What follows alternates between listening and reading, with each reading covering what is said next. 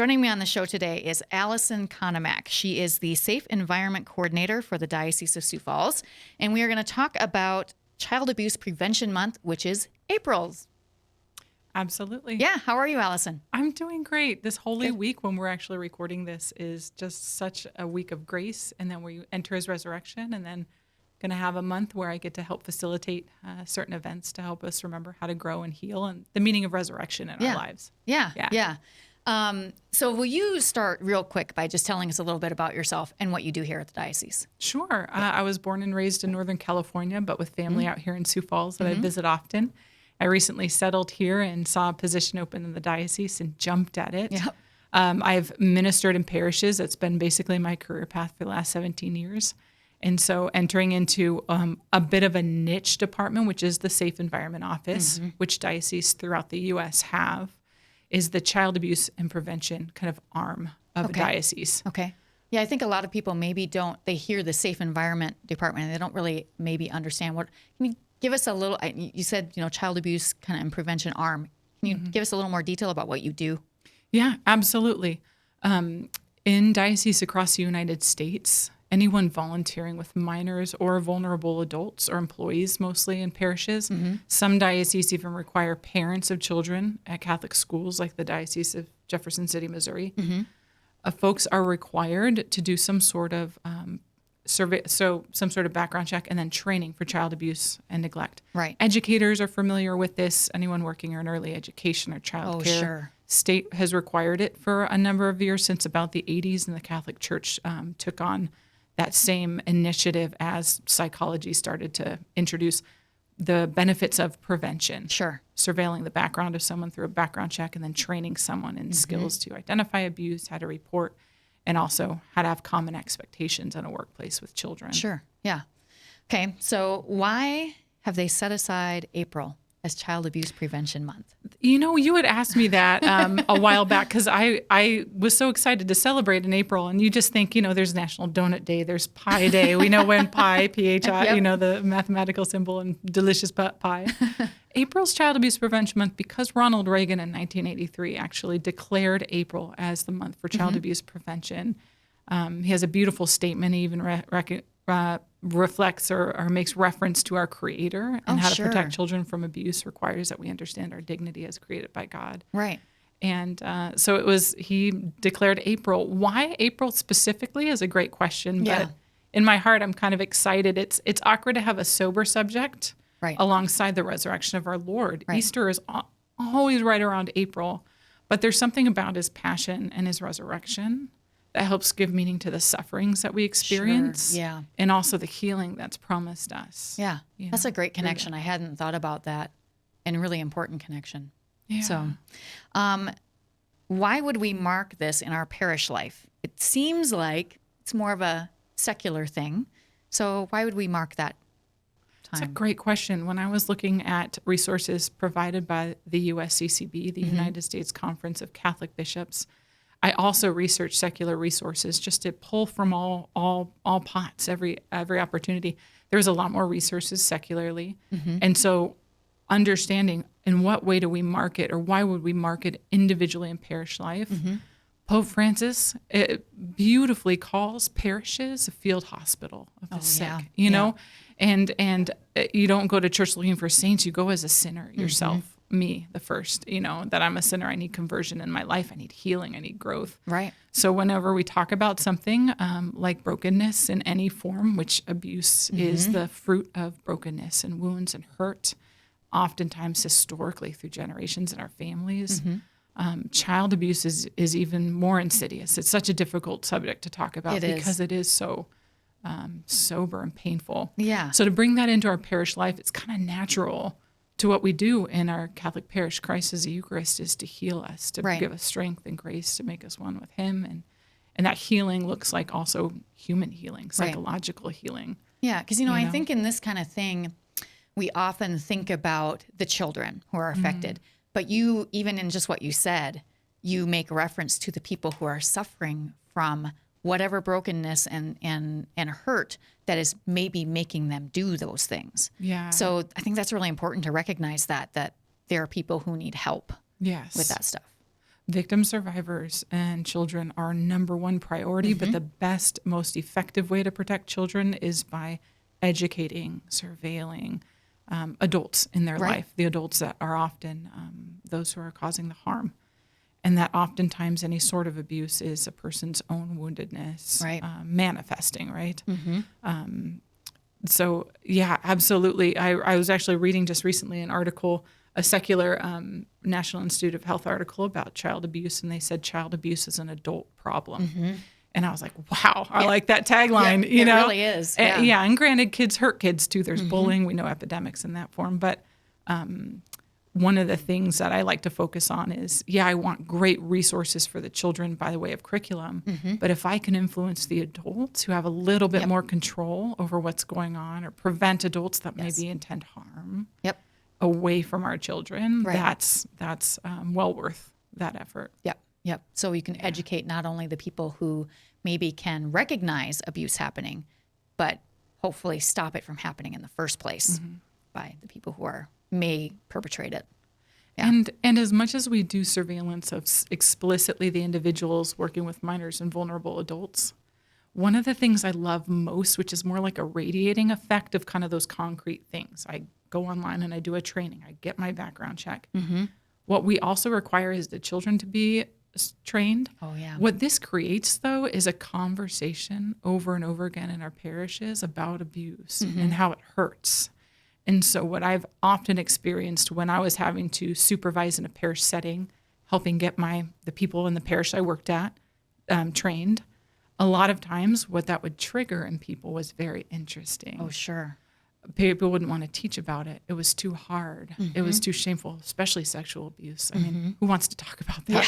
Not but very we many need of us. to. Yep. And to transform a culture where children are experiencing in a church setting that it's okay to talk about when you get hurt, and where, because that allows in help and protection for children to receive that from their parish. Right. That allows the language for children to say, what does it mean to be created in God's image and likeness? I have dignity, which I can also help to protect, and I as a child can protect and keep a boundary.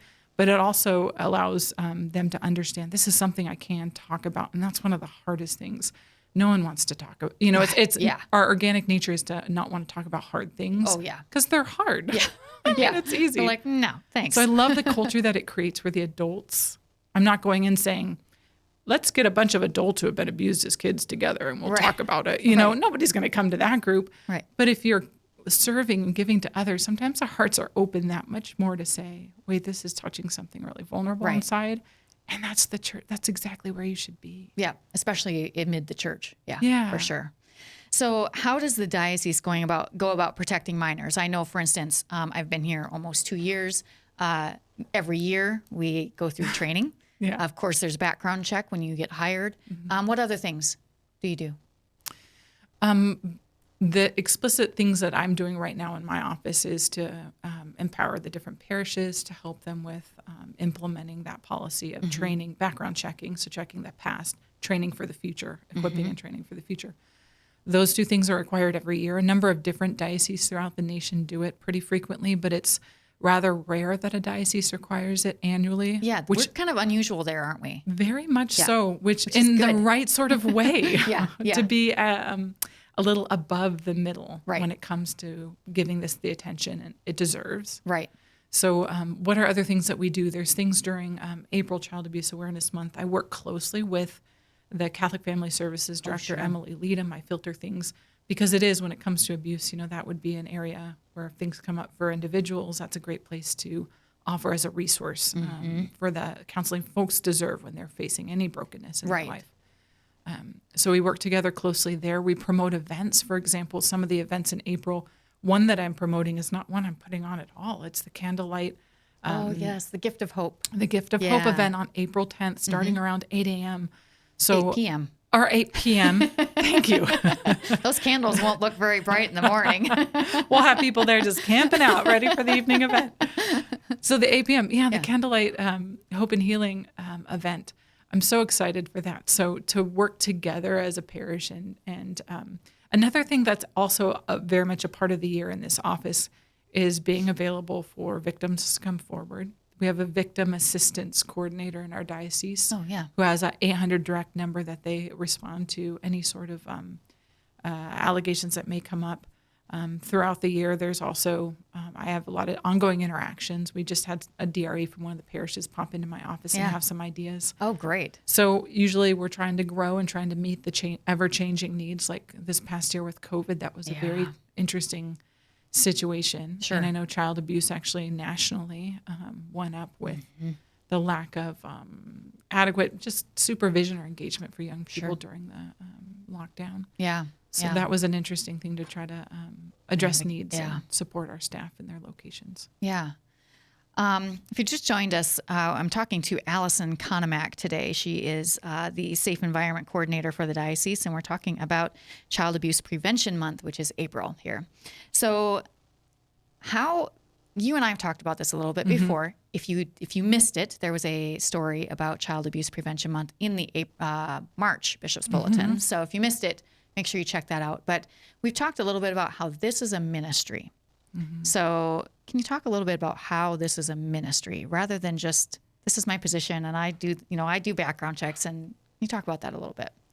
Any sort of program or thing that we implement that has kind of concrete things, like you've either processed a background check or not, you've done your training or not. Those are kind of black and whites.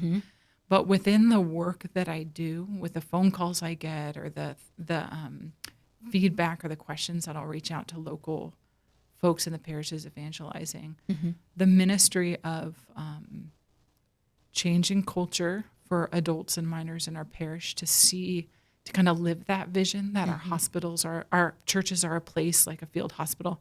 They're a place to come with hearts that are hurt. We dress up for Sunday. We kind of give our best face. Right. Can our parishes be also the place where we bring the difficult things to communicate the importance of the office, to allow people to talk about those things. Right.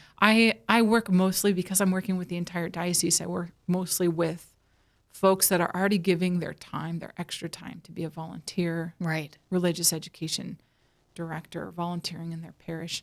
Their hearts are very open to caring and being impactful with their time. Right. And so to communicate and to be kind of a part of their evangelizing and teaching about God, to include something so human as abuse and the ways that sin actually impacts us. It leaves such an effect, and those effects have real consequences. And this is what they look like, and these are how we can not just protect against them, but also heal from them as they come. It is such a for me a really gratifying ministry to be a part of. Even though it's a hard area to focus on all year round. Right. Yeah.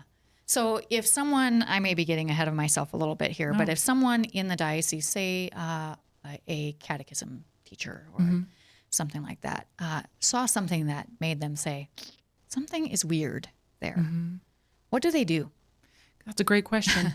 They, our first encouragement is to contact local child protection. Okay. They're most welcome to me. In my natural sense, if I was a catechist and was like, alarm bells are going off, I'm seeing some concrete things that I heard about in my training, my first instinct would be, I want to talk to the DRE or the person above me in whatever I'm doing. Right. You feel free to go consult with that person, but I really want to encourage people, just trust your intuition on something. Sure. If a bell or an alarm is going off, the church 110% encourages you to make a report. What the report is doing is saying, hi, I've experienced or seen these objective things. I'm not making a judgment about it. What I want to do is to give it to a professional, the law enforcement, child protection, your local law enforcement. Contact child protection first and foremost. They'll direct you if they think it's a situation that you need to call local law enforcement. Yeah. That would be if the child's in immediate danger. You're seeing some abuse occurring right there, and it needs to stop in that moment. So 100% encouraging individuals who see something, say something, give a call and make a report. Child protection, they are professionals and they're looking at a number of factors. You don't ruin families by making reports. I'm glad you said that, because I think that's important for people to know. Yeah, there's I wish I had the statistic offhand, but I was really startled to find out how many families, once there's been an intervention, if there was any sort of potential harm, there's a lot of programs, and the Child Protection is really pro supporting the family and what their needs are. Is there excessive stress going on in the family? Right. They deserve to have somebody bring it up so that those needs in the family can be met and supported, so that abuse doesn't continue, that things don't deteriorate past repair or past immediate care of the child and whatnot. Because it doesn't really help society to just pull a kid out of a family and not deal with the problem. So if the problem can be dealt with and the family can be kept together, that's far better overall for everybody, I would think. And again, if it has baseless, if maybe your intuition, sometimes our own sensitivity can be triggered by things that maybe really aren't there. That's okay. You make the report. If that's the case, then nothing is of concern. Nothing will move forward with the child and the family in that instance. But please do bring those things up. It's out of care and concern for everyone staying safe. Yeah. Do you have some statistics? I know we had talked about some research too in the article we did for the Bishop's Bulletin. What are some of the statistics, especially in South Dakota, of child abuse? Overall, so people nationally, kind of have an idea of it.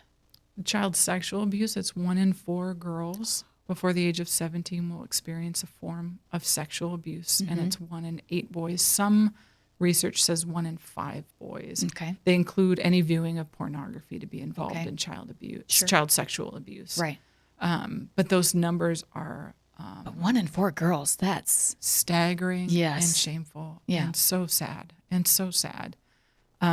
However, there's a wonderful resource put out by the University of South Dakota. It's a website called the Center for the Prevention of Child Maltreatment. Okay. And they quote that 4,000 children every year in South Dakota are victims of sexual abuse. Wow. 4,000 each year.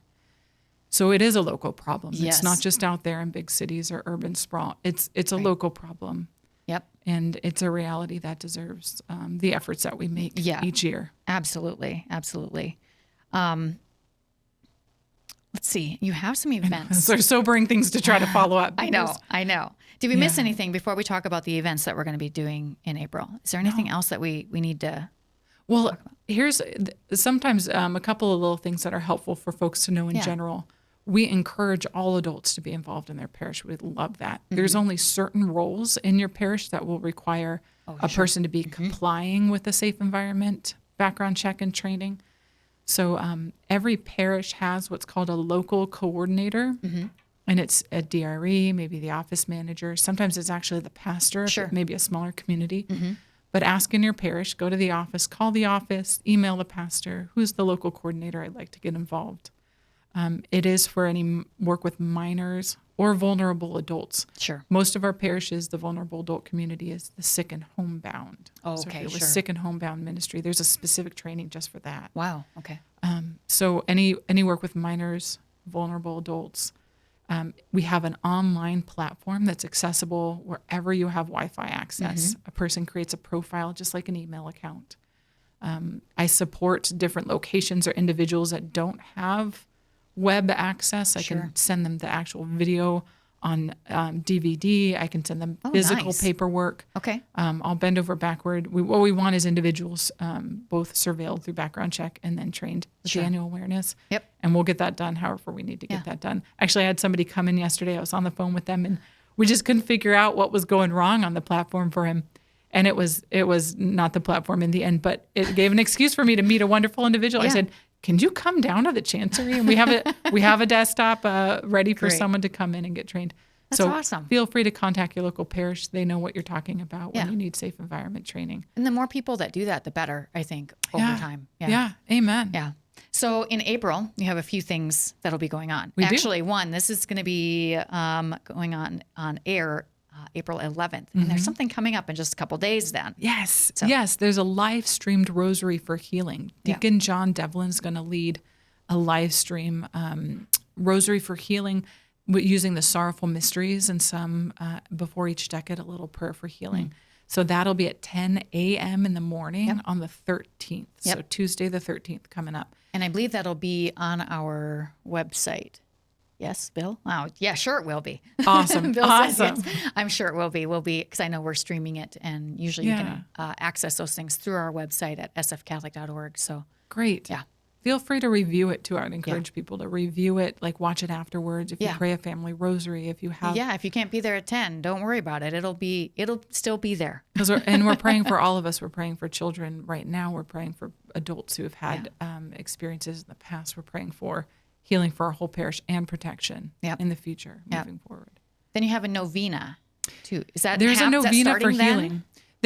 I'm actually, I'm doing a one-on-one novena just with a community of local coordinators. Okay. But folks are welcome to pray it at any time. That Okay. was I pass that out to parishes to share. Great. Feel free to email into the Safe Environment Office. You can find that at the website, at the sfcatholic.org website. If you'd like me to email you a copy, there's a novena for healing and protection. It's a And maybe beautiful we'll find a way novena. to create a link on that too. It'll be for them. posted on Yeah. the Safe Environment page as well. Yep. Yeah. Great. Starting Holy Thursday. Yeah, good. And then there's a mass. Yes, our beautiful bishop wants to pray a mass for healing in a very public way. So it'll be the vigil mass, or it'll be the live streamed Sunday mass on the weekend of the 24th, 25th. Yep, it'll be that 4 p.m. Saturday mass. So local folks can come, and anyone else who'd like to view and participate and pray. Yep. Please do. Yeah, it'll be at our YouTube channel at any time after the stream. Well, actually, live streaming too. So yeah, you can find that anytime. Yeah. Alison, thank you so much for being here. My pleasure. I appreciate it, and pleasure. I hope some people will take advantage of the live stream rosary and be there for mass with the bishop. Amen. So, all right. If you aren't following us on social media, you can find us at Facebook, Twitter, and Instagram, and YouTube at SF Diocese.